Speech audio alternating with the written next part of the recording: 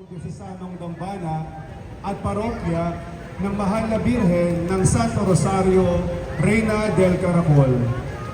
Ang buwan ng Agosto ay inilalaan para sa pamimintuho kay San Agustin, ang nagtatag ng Ordeng Agustino. Ito ay pagpapakita ng ating malalim na debosyon sa isa sa mga ama ng pananampalatayang Katoliko. Upang simulan ang ating banal na gawain, akin pong inaanyayahan ng ating katuwang na pari, Reverendo Padre Noriel Alvarez, upang pangunahan tayo sa panalangin.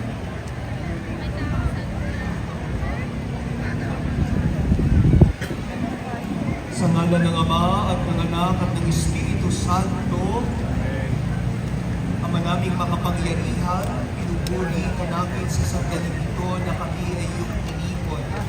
Salamat sa pagpapadala ng mga banal upang maging huwara namin sa aming paglalakbay dito sa lupang ibabaw.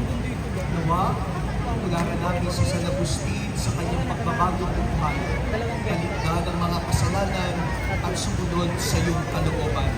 Nawa ang posisyon na aming gaganapin ay maging paalala sa amin na ang buhay namin dito sa lupa ay isang paglalakbay at ang aming patutuhan ay ang iyong tahanang inihanda para sa aming lahat sa kalangitan. Hinihiling namin ito sa pamamagitan ni Jesus Cristo kasama ng Espiritu Santo magpasawalang hanggan. Sa ngalan ng Ama at ng Anak at ng Espiritu Santo.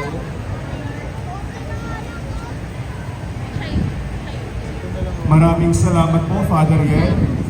Nais po namin magpasalamat sa ating Kura Paroko, Reverend Father Teodoro Bawalat, sa suporta para sa gawain ito. Gayon din sa ating katuwang na pari, Father Yen Alvarez. Nagpapasalamat din po tayo sa ating lokal na pamahalaan sa pangunguna ng ating butihing alkalde, Mayor Jose Voltaire de Cafrente. Salamat din po sa Rosario Cultural Association sa kanilang Pangulo na si Dr. Lorenzito Atama. At panguli po ay pasasalamat sa mga kamarero ng iba't ibang Santong Agustino. Ngayon po ay ating gaganapin ang prosesyon ng mga Agustinong Banal para sa karangalan ng kanilang tagapagtatag si San Agustin. Ito po ay pangungunahan ng krus ng Cereales.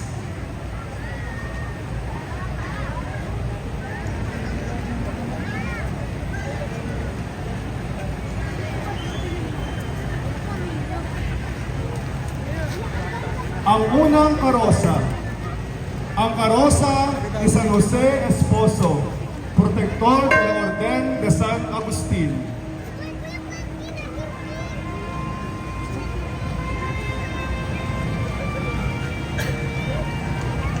Si San Jose ang patron ng Santa Iglesia Katolika ng mga ama at manggagawa, isang karpinterong taga-Nazareth, Galilea, at mula sa lahi ni Haring David. Kabiyang ng puso ng Mahal na Birhen Maria at Ama ng Panginoong Jesucristo. Nang malaman niya mula sa isang anghel sa kanyang panaginip na ang pinagbubuntis ni Maria ay lalang ng Espiritu Santo, ito ay taus-pusin ng inako bilang asawa hanggang isilang si Jesus sa Bethlehem. Katuwang ni Santa Maria, inilagaan niya si Jesus na parang tunay niyang anak. Kamarero, Pamilya Soriano, San Jose, Esposo de la Virgen Maria, ipanalangin mo kami. Ang ikalawang karosa, ang karosa ni San Ambrosio de Milan, Obispo de la Santa Iglesia, Teologo y Orador.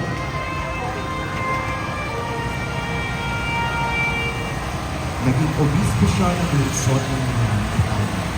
Hindi nabigo ang mga kagamitan dahil sa sipag at yaga ng bagong obispo na talagang kapagmahal sa mga lugha at mahusay na pastor at guro sa kanilang mga pinamamahalaan. Isa rin pantas ang doktor ng simbahan ni San Ambrosio dahil sa maraming tulong niya na isinulat sa salitang Latin tungkol sa Biblia, sa pagpapara, sa mga doktrina at maging sa mga awit. Sa pangalan ni San Ambrosio, ang kabataang si Agustin, na noon ay naguguluhan pa sa kanyang buhay, ay nagkaroon ng bagong sigla at inspirasyon ang maging Kristiyano.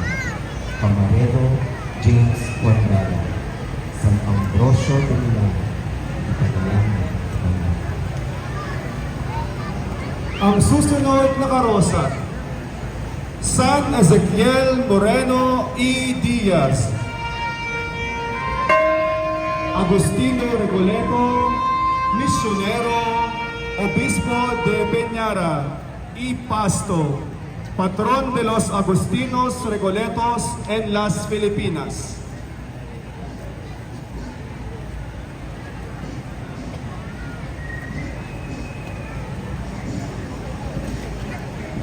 Si Ezequiel ay pinanganak sa Alfero sa Espanya, nasalat sa mga material na bagay. Ngunit pinalaki ng kanyang mga magulang na mayaman sa pagmamahal sa Diyos. Napabilang siya sa mga Agustino Recoleto, kung saan may monasteryo noon ay tanyag na nagpapadala ng mga misyonero sa Africa at Pilipinas. Dumating si Ezequiel dito sa Maynila noong 1817 at dito na rin siya inordinahan bilang pari noong 1871. Sa 15 taong pamamalagi sa Pilipinas, naging matatas siya sa wikang Filipino at nakapaglingkod sa mga lalawigan ng Iloilo, Mindoro, Palawan, Batangas at sa Cavite. Camarero, Raven Christian Ortiz, San Ezequiel Moreno E. Diaz, ipanalangin mo kami. Ang susunod na karosa, ang karosa ni Santa Magdalena de Nagasaki, Agustina Recoleta, Virgen Martir, patrona de la Tercera Orden de los Agustinos Recoletos. Sa pagdaong ng misyonerong Agustinong Recoleto sa bansang Hapon, sa panahon ng pag-uusap, Santa Magdalena ay naging instrumento ng pagpapalaganap ng Kristiyanismo. Siya ay naging tagapagsasabi ng wikang Nihongo para sa mga katekistang Espanyol. Tumulong din siya sa mga Dominikano sa kanyang pagpapahayag ng mabuting balita. Suot ang abito ng mga Agustinong Recoleto, siya ay nagpahayag ng pananampalatayang Kristiyano at isinuko ang sarili upang hindi matuon sa mga kasama ang pansin ng katolikal. Siya ay pinahirapan at ibinigin ng katiwali kasama ni San Lorenzo Ruiz hanggang mamatay.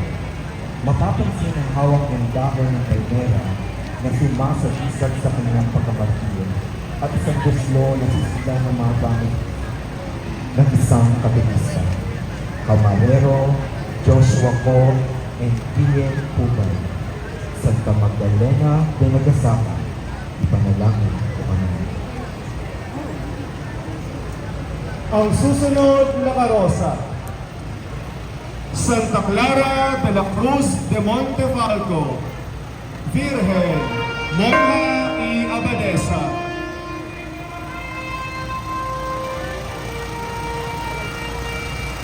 Magtatatag sana ang magkapatid na Clara at Juana ng monasteryo para sa mga Fransiskanong laiko, ngunit hindi pa man natatatag ang sangay na ito ng Orden ni San Francisco, kung kaya ito ay naitatag sa regula ni San Agustin.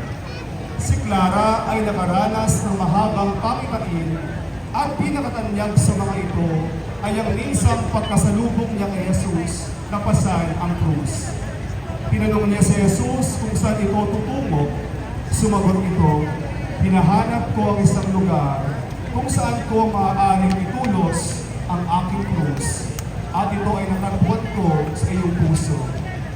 Kaya nang siya'y mamatay, ipinasuri ng mga madre ang kanyang mga labi at natagpuan sa kanyang puso ang imahe ng isang krus at ilang instrumento ng pagpapakasakit ng Panginoon.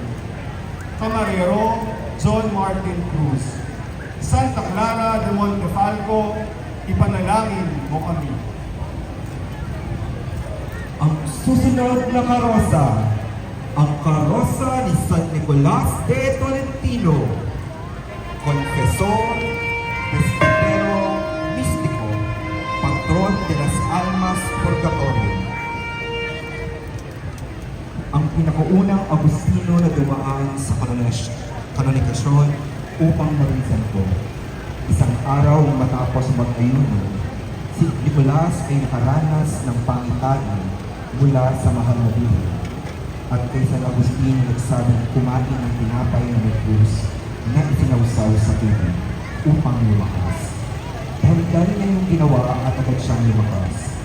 Kanya rin itong kinamahagi at nagbiling samahan ng panalangin sa mahal na Biblia. Ang pagkain ito upang gumaling sa mga nararamdaman. Madalas din sa kanyang ipakita ang purgatorio upang maipagdasal niya ang mga nararamdaman. Camarero, Fermor de Gasa, San Nicolas de Tolentino, ipanalangin ito niya. Ang susunod na karosa, Santo Tomas de Villanueva, Padre de los Pobres, Arzobispo de Palencia.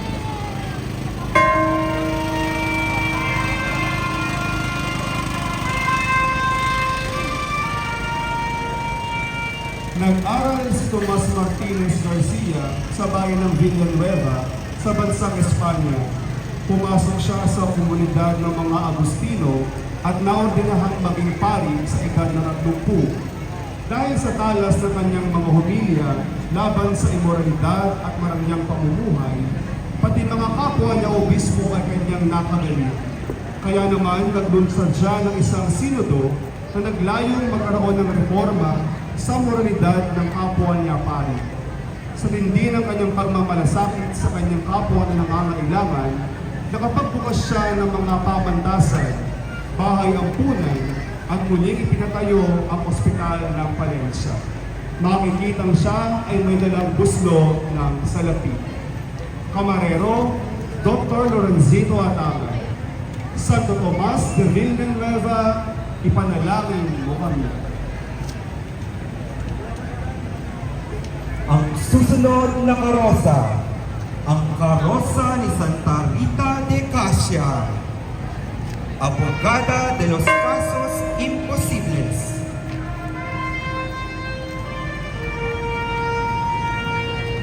Sa pagkamatay ng kanyang asawa at dalawang anak, itinuloy ni Rita ang kanyang nabudlo na hangaring maging isang Agustino. Dahil sa kanyang matigang pakikiusap sa mga madre ng monasteryo upang siya ay tanggapin. Kinagilan siya naman ito ng kondisyon na kung mawawakasan niya ang alitan ng dalawang mag-impluwensyang pangkat sa Asia, kung saan siya ay miyembro ng isa sa mga sangkot na pamilya, siya ay mapapahintulutang makapasok sa monasteryo. At sa edad na 36, ito ang kanya'y napagtugumpayan. Sinasabing noong siya'y 60 taong gulang, habang nagumilay sa harap ng prosecutor, isang maliit na sugat ang lumabas sa kanyang loob na tila gawa ng isang ito. Ang stigmata nito ay kanyang pinaglaan sa loob ng 15 taon. Camarero, John Roland Castro, Santa Rita de Casia, ipanalangin mo kami. Ang susunod na karosa, ang karosa ni San Alipio de Tagaste, Obispo, Disipulo y Compañero de San Agustin.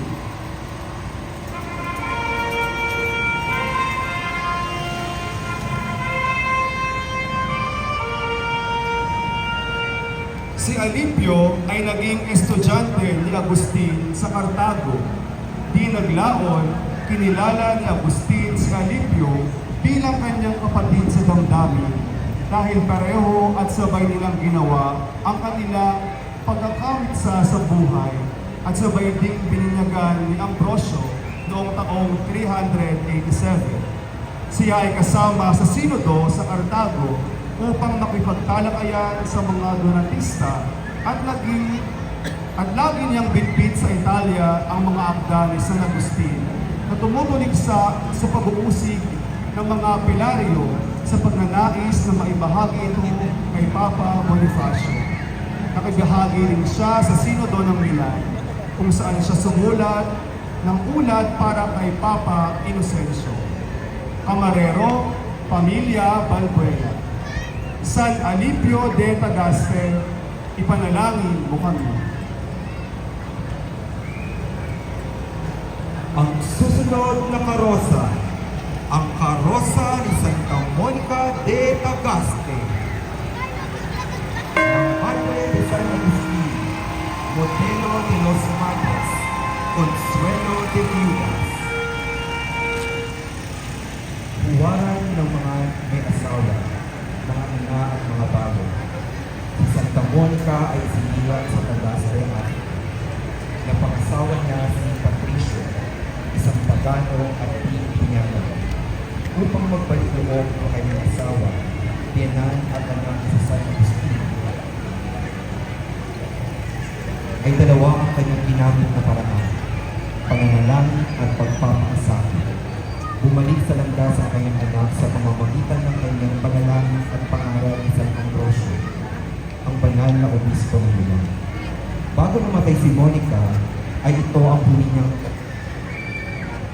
niya sa kanyang anak. Hindi mahalaga kung saan man ako mahulin. Saan ka man makarating, ay huwag mo akong kalimutang ipagdasal sa altar ng Panginoon. Camarero, Nilmark Pakiray, Santa Monica, ipanalangin ko kayo. Ang huling karosa, ang karosa ng festehado, San Agustin ng Hipona, Padre y Doctor de la Santa Iglesia, Obispo, Fundador de la Orden Agustino.